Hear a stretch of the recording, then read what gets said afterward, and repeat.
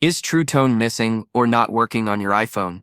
It helps your screen look more natural by adjusting the white balance based on your surroundings. If it's not showing up, don't worry, you can bring it back easily. In this video, I'll show you the steps to fix it. So let's get started. Solution 1. Check if True Tone is enabled.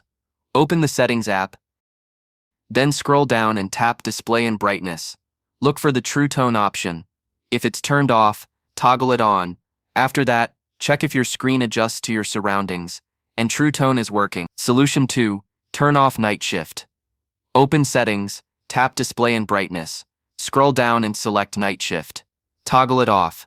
Solution 3. Check for iOS updates. Open Settings, tap General, then tap Software Update. If an update is available, download and install it. After that, check if True Tone is working again. Solution 4. Reset all settings.